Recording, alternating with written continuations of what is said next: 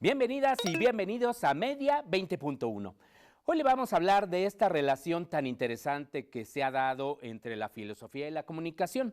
De hecho, ya tuvimos un programa sobre este tema, pero hoy vamos a agregar otro elemento importante, que es la tecnología. Y esto a propósito de un libro que tengo aquí en mis manos, que se llama Los filósofos en la era tecnológica, los pitagóricos de hoy. ¿De qué va? Bueno, tenemos aquí en el estudio a su autor, Ulrich Richter Morales.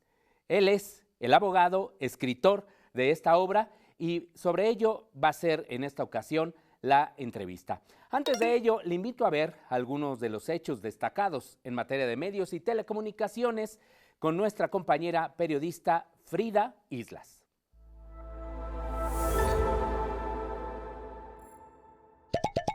Canal 22 lanzó una nueva señal de televisión dedicada a la cinematografía mexicana.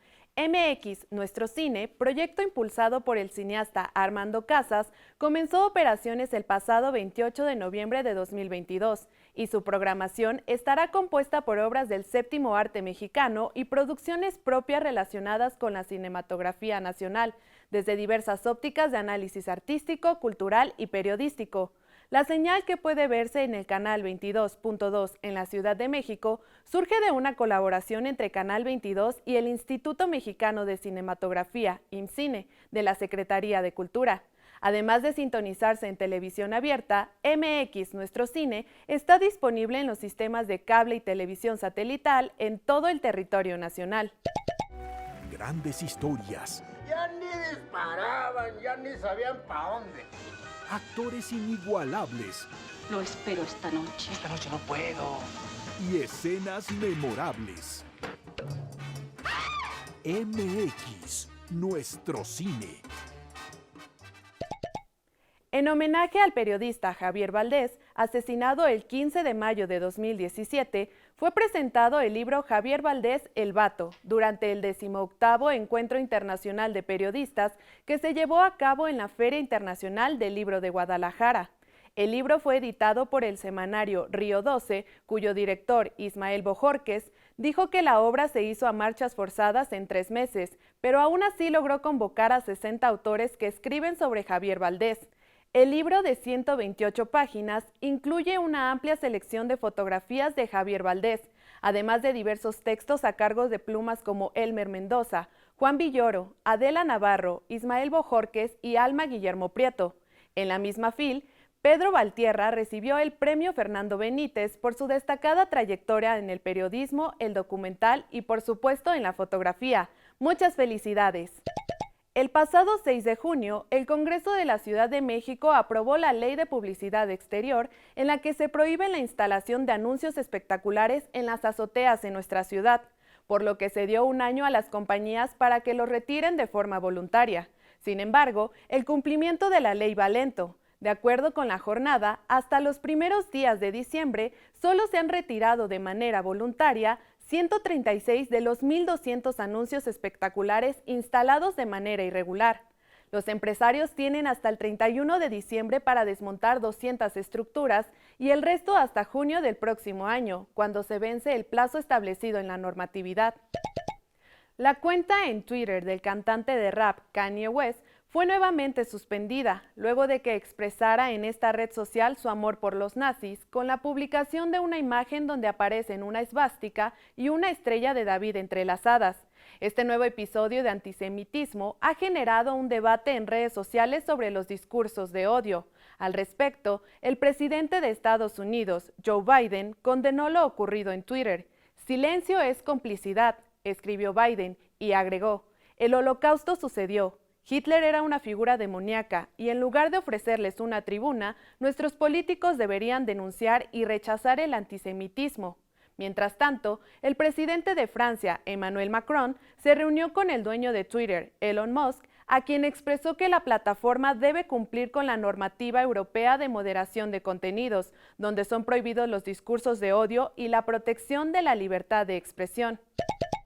Estamos de regreso en Media 20.1. Gracias, Frida, por tu colaboración. Y como le decía, vamos a hablar con Ulrich Richter sobre este libro. Él es abogado, Él es muy reconocido en nuestro ámbito, tiene su propio despacho, ha sido consultor, en fin, pero en los últimos años se ha destacado por haberle ganado una demanda a Google en un tema que tiene que ver con la privacidad. ¿Por qué no le platicas así bien rápido a nuestra audiencia de qué se trata este tema? Y yo creo que eso sí, no sé si eso te inspiró para escribir Pues mira, este libro. es una de las vertientes del litigio contra Google por la existencia de un blogspot que yo no autoricé su publicación y le pedimos a la empresa tecnológica que para mí, en relación con el libro, es el actual oráculo de la antigua Grecia. Si tú quieres saber de Gabriel o si quieres saber de Ulrich, pues ¿a quién le preguntamos? ¿A Google? A Google. Y antiguamente pues, los griegos también tenían sus oráculos, ¿no? Entonces vemos cómo se empieza a conectar esta filosofía de la antigüedad con lo que está sucediendo en esta era tecnológica. Y le pedimos al oráculo, al gigante tecnológico, que retirara ese blogspot porque violaba sus propias políticas y porque atentaba contra mi persona y mi dignidad personal. Al no haberlo hecho, procedimos a demandarlos en un juicio civil de daño moral y de daños punitivos. Y bueno, hasta ahorita un juez de primera instancia y un tribunal de apelación nos ha dado la razón. Entonces esta fue una de las vertientes que inspira, porque bueno, yo en mis litigios pues siempre trato de comprender quién es mi contrario, cómo se mueve, y más tratándose de este gigante tecnológico que tiene tentáculos sobre, ya no digamos el mundo, ¿no? Sino sobre toda la era tecnológica y uno de los reyes del Internet. Entonces esta vertiente nos ayuda a tener todo este conocimiento de la era tecnológica y paralelamente por mi inquietud de saber sobre la filosofía, pues encontré a un gran personaje que es Pitágoras. Y ahí es cuando digo, oye, ¿qué relación tiene Pitágoras con los actuales líderes tecnológicos? Bueno, esto es interesante. Mire, este es el libro, se lo muestro aquí. Ya va a aparecer también las imágenes a lo largo del programa.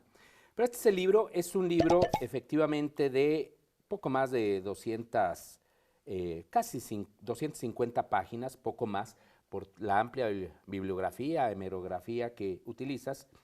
Y dices, de hecho, en la introducción, una parte importante de este libro versa sobre la relación entre los filósofos de la antigua Grecia y los actuales líderes tecnológicos. Tú nos hablabas, efectivamente, que a partir de un hecho que tú viviste, pues te llevó a indagar sobre estos gigantes tecnológicos. Pero, caray, ya nos hablas también del oráculo, pero ¿cómo encontrar esa relación entre pues, los filósofos griegos y estos líderes que uno pensaría que son del dinero, más que de la tecnología? Parte de este tema de Pitágoras, porque Pitágoras, él decía que el universo tiene su origen en los números. Después de los presocráticos, que decían que el origen o el arjé era el agua, el fuego o el viento, llega Pitágoras y dice, no. El origen del universo son los números. Y si esto lo llevo a la era tecnológica, el origen de la era tecnológica son los números, son las matemáticas. Y nos damos cuenta que si estudiamos la biografía de Elon Musk, de Sergey Brin, de Bill Gates, son matemáticos. Mark Zuckerberg. Todos son los genios matemáticos.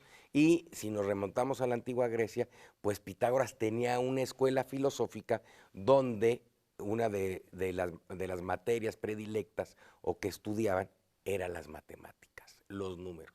Y entonces yo empiezo a decir, oye, estos genios tecnológicos serían, si estuviéramos en la antigüedad, pues la escuela filosófica de Pitágoras. Entonces aquí es donde viene la polémica del libro, porque algunos ahorita que nos están viendo van a decir, no, ¿cómo es posible que diga que son Pitágoras, Elon Musk, ¿no? Y entonces empezamos a analizar si en realidad serían los actuales pitagóricos de esta era tecnológica. ¿Por qué? Porque a través de sus innovaciones tecnológicas a todos nos están cambiando el mundo. Es su forma de filosofar. Ellos no nos van a hablar de la virtud, del alma, como lo hacía, por decirlo, Aristóteles, por decirlo, Platón, sino que ellos no. Ellos a través de sus aparatos inteligentes están modificando al mundo. Y se están convirtiendo, como tú dices, en multimillonarios, en colonizadores, como les llaman otros autores, pero a final de cuentas hoy vemos que un Twitter de Elon Musk pues, es visto por miles y miles de personas y se ha convertido en un actor de las redes sociales sumamente influyente e importante, ¿no? Entonces aquí vemos que estos matemáticos hoy resurgen y yo empiezo a relacionarlos con Pitágoras. Por ejemplo, otro de los puntos que decimos, y la Universidad de Stanford, donde han egresado todos estos, o algunos de estos genios tecnológicos, pues yo le llamo la Academia de Platón.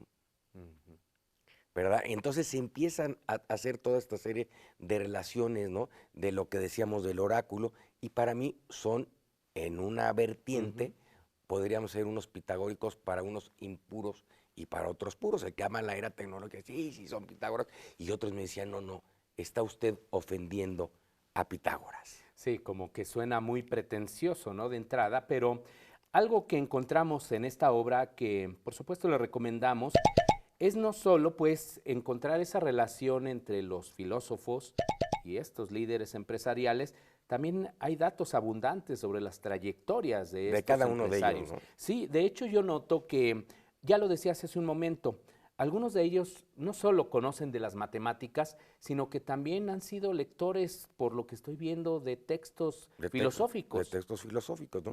Incluso, por ejemplo, Elon Musk, pues, era de joven, era un chico que el fin de semana se la pasaba leyendo. Y cuando salía de la escuela, lo dejaba su madre en la biblioteca, ¿no? Entonces vemos cómo parte de esta era tecnológica es el conocimiento. Pues el propio Google pues, tiene grabado, ¿verdad? Pues, todo el acervo de una serie de bibliotecas de las universidades y de todo. Hoy pues, tú lo puedes consultar de cualquier materia, cualquier libro, luego nos arroja la información. Entonces vemos cómo a raíz del conocimiento empieza, por ejemplo, Amazon. ¿Cómo empieza este hombre multimillonario hoy, Jeff Bezos? Vendiendo libros, vendiendo el conocimiento y lo plasma en una tableta electrónica. Y antiguamente teníamos las tabletas de arcilla con signos matemáticos. Hoy, ¿cómo están? Pues en la era tecnológica hay estas tabletas, ¿no? Ahora, lo interesante es que no solo son los que impulsan la tecnología, sino que también, hace un momento lo decías, ellos se han convertido en una especie de líderes espirituales de los grandes empresarios a nivel mundial, pero también de una forma de pensar, de ver una época como la que estamos viviendo. Así es. Y es parte del libro de crear la polémica, ¿no? De que ahorita estarán los que nos están viendo diciendo, bueno, ¿por qué le dice Pitágoras? Y yo no estoy de acuerdo. Y entonces vas a profundizar en la vida de Pitágoras, ¿no? Y es parte de ese libro decir, bueno, ¿son o no son los verdaderos pitagóricos? Claro. Bueno, pues ahí está la primera reflexión. Tenemos ya que hacer una pausa, pero después de ella, pues le invitamos obviamente a quedarse para seguir platicando sobre esta obra, Los filósofos en la era tecnológica, los pitagóricos de hoy, de Ulrich Richter. Aquí lo esperamos.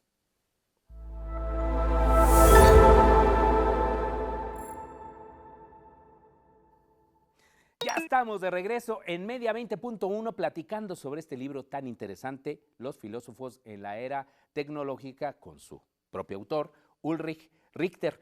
Y platicábamos hace un momento, Ulrich, de cómo estos empresarios, Elon Musk, Mark Zuckerberg, Jeff Bezos, entre otros, son también líderes espirituales de toda una generación, pero también de empresarios, pero también de diferentes sectores sociales.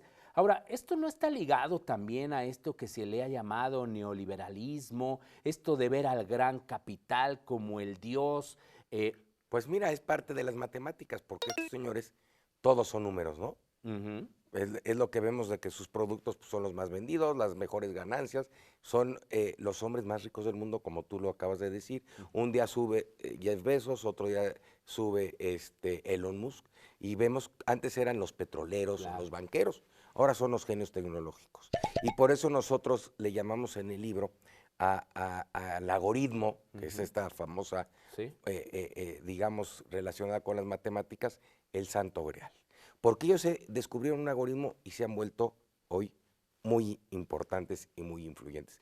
Y así vamos planteando en el libro toda esta relación que hay entre la antigüedad y lo que hoy estamos viviendo. Y el libro, como te decía, es una serie de cuestionamientos de decir si son ellos los líderes espirituales o qué les faltaría para ser los líderes espirituales, si han olvidado parte de ese humanismo o se han concentrado nada más ser con los empresarios más ricos del mundo y olvidar esa parte humana y volvernos unos autómatas. Y ahí vamos desentrañando el devenir de la filosofía de ellos y ya yendo por las últimas páginas del libro, encontramos un gran debate entre dos personajes en 1940, Alan Turing, que decía que sí era el que una máquina podía pensar, y que unos dice la leyenda que el logo de Apple es aquella manzana con la que este personaje se envenenó. Y él dice que si una máquina puede pensar. Y entonces yo traigo a colación a un psicólogo ruso, de verdad, Gurdjieff, y él dice que el hombre es una máquina y que poco sabe de esa máquina y que somos autómatas y que no somos conscientes. Y entonces aquí este gran debate nos lleva a que los que nos están viendo y sobre todo el lector pueda discernir a qué máquina hay que desarrollar o qué máquina tiene prioridad, porque hoy vemos el debate en la era tecnológica de que vamos a hacer una máquina más inteligente que el cerebro humano. Sí, se habla incluso, tú hablas de la inteligencia artificial. Artificial, ¿no? Y entonces por eso digo, bueno, pero esa es la inteligencia artificial. ¿Cuál es la verdadera inteligencia? La que creó la artificial. Y entonces estamos viendo esos dos rubros de la era tecnológica que le están apostando más por las máquinas y están olvidando aquella máquina que creó las máquinas artificiales, que somos nosotros, que son los que nos están viendo ahora. Y ese es parte del debate, que quién en verdad sería el pitagórico. Bueno, antes de entrar en esa parte final, tú mencionas también a un mexicano. A un mexicano. A ver. Pues mira, no podíamos dejar de decir que en México no hay pitagóricos, ¿verdad? No podíamos. Y entonces... ¿Cómo nos íbamos a quedar atrás? ¿Cómo nos íbamos a quedar atrás? ¿No? Que nada más la gente de Silicon Valley, que yo le digo que es ahora la Magna Grecia, porque es donde están todas las empresas tecnológicas, o la mayoría de ellas, donde están los genios tecnológicos, ahí está. Ya no es lo que era antes ahí por Grecia, Italia, antiguamente, porque en el libro hasta se plasma un mapa donde se da cuenta del nacimiento de cada uno de los filósofos de la antigüedad. Y entonces esa es parte del libro, de ese cuestionamiento, si en verdad son los verdaderos filósofos o no lo son. Porque hoy encontramos, por desgracia, que hay muy pocos filósofos. Sí. Sino que nos hemos perdido, que el hombre anda un poco extraviado y que no sabe cómo conducir esta verdadera máquina. Y llegan estos genios tecnológicos a revolucionarnos el mundo. Yo te plantearía, si Elon Musk hubiera nacido en Estados Unidos y se lanzara en 2 años para la presidencia, le gana al señor Biden, le gana al señor Trump y se lleva todos los votos. Bueno, en algún momento se dijo que Emilio Azcárraga podía llegar a la presidencia aquí en México, pero bueno, estamos hablando de otras tecnologías. Estamos hablando de otras tecnologías. Y de otros tiempos, de otras influencias. De otros, podría ganar una elección. Bueno, habría que preguntarle al ciudadano, ¿no? No, bueno, acuérdate de Berlusconi también en su momento. De Berlusconi que ganó y ahí andaba todavía imponiendo ahí, que creo que la que ha ganado como primer ministro tiene alguna relación con él. Y ese es parte del devenir, que hoy el liderazgo lo tienen los tecnológicos. Oye, Ulrich, pero no dijiste el nombre del mexicano. Bueno, el nombre del mexicano, pues es nada Carlos menos. Slim. No, fíjate. ¿No? Fíjate que no es Carlos Slim. ¿En serio? Pero si aquí yo lo leí. Carlos Slim, hablamos de que él es uno de estos líderes tecnológicos, es uno de los que se dedica a la filantropía. Porque nosotros llamamos a los pitagóricos aquellos que han hecho una innovación. ¿Y quién ha hecho una innovación hoy en nuestro país? A lo mejor hay muchos estudiantes aquí de la UNAM que son pitagóricos, pero que no han tenido la oportunidad de salir y de ser conocidos. Y yo me refiero a uno que ha salido y es muy conocido, al maestro Sebastián, a este escultor mexicano que ha hecho obras que todos conocemos. ¿Por qué que todos conocemos? Porque en la República Mexicana hay muchas esculturas de él, la del caballito, y la sorpresa es que estas esculturas están diseñadas con las matemáticas, con mediciones exactas. Entonces lo que yo veo es que es un matemático. Sebastián, muchos dicen, bueno, ¿y cómo se hizo el caballito? Pues el caballito tiene dimensiones matemáticas y por eso son unas obras de alguna manera que quiero mucho al maestro, perfectas, ¿no? Y llegamos ahí hasta la geometría sagrada, que unos pueden decir, vemos hoy las catedrales, vemos hoy ciertos monasterios que verdaderamente, como fueron hechos, pues tienen un gran impacto de una geometría perfecta porque están basados en los números. Bueno, pero Sebastián es un artista, es artista. un intelectual. Y a final de cuentas que ha conquistado con sus obras el mundo y que ha dado y que ha dejado huella de que es un mexicano, y hoy encontramos obras de él en muchos países del mundo, en Estados Unidos, en Japón, le han dado premios por todo el mundo, ¿no? Entonces yo creo que había que rendirle en un apartado un homenaje a Sebastián. Te lo había querido dejar un poquito al final Casi al final, pero me adelanté. para que alguien nos dijera, o a lo mejor nos hubieran dicho, bueno, el que creó la televisión, ¿no? Guillermo González Camarena, por Podríamos ejemplo. decir que también fue un pitagórico, ¿no? Yo creo que sí. Mira. Yo creo que sí. Entonces, tenía por cierto, una concepción sobre la tecnología de carácter social. Claro. Ya luego lo descompuso el negocio Emilio Azcárraga, en un buen sentido, pero él se convirtió también en un líder. En un líder y un pitagórico porque por hizo supuesto. una innovación que nos cambia la vida, que nos cambia la forma de convivir. Ahora hay que decirle a nuestra audiencia, hay que presumirle que la portada del libro de Ulrich en realidad tiene un dibujo. Cubo. Es un cubo. Es un cubo de Sebastián. De Sebastián. Porque platicando con él sobre las matemáticas, sobre que él era un pitagórico, yo le pedí que si por favor nos podría hacer o recomendar algún diseño para la portada, que desde la portada trajera un signo matemático. Sí. Y nos hizo el cubo. Oye, qué gran regalo, ¿eh? Bueno. Ulrich, digo, para así un gran para libro. para el que adquiere el libro, se lleva hasta una obra del La maestro verdad es Sebastián. que sí, porque aparte está así como en un realce, ¿no? En un realce con unos colores y todo. Ya casi se nos está terminando el tiempo, Ulrich, pero no quiero que nos vayamos sin leer una parte de la reflexión. Lo que tú digas. De una de las reflexiones finales de esta obra, que de alguna manera coincide también con lo que platicamos aquí con uno de nuestros entrevistados, pues, el doctor Millán, de cómo es necesario volver, no obstante esta era de la tecnología, a la esencia de la filosofía, del humanismo y demás. Es decir, que siguen siendo muy actuales. Entonces nos dice Ulrich lo siguiente: hoy te toca comenzar a conocerte para emprender y construir tu futuro.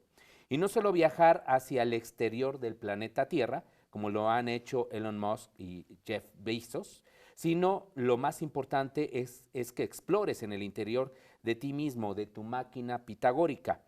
Por ello, quien se dedique a entender su máquina interna será un noble o genuino pitagórico.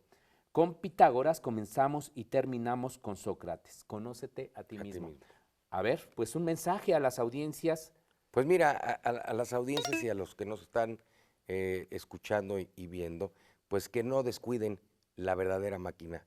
Si nosotros, si el pensamiento, el hombre ha creado estas innovaciones tecnológicas tan importantes, pues habría que no dejar, no perder el hombre, ¿no? Ese humanismo, esa espiritualidad, que a final de cuentas esa es la que ha conquistado al mundo, no estas máquinas, y menos podemos permitir que nos conquisten a nosotros. Eso. Y lo que tú has hecho en términos legales es de alguna manera defenderte también de estos abusos que se llegan a generar de estos gigantes tecnológicos, de estas plataformas justamente. Pues bueno, ahí queda este conjunto de reflexiones. Ulrich, muchísimas gracias por acompañarnos. A ti por el tiempo y al estudio. Y hay pues muchos temas por los cuales reflexionar. Cada que usted enciende su celular, hace una consulta a Google, pregúntese, ¿por qué Google nos refiere de entrada, por ejemplo, esas opciones? Es el algoritmo, pero al mismo tiempo es una manera de concebir, de construir realidades, de influir en la misma sociedad. Y de manejarte.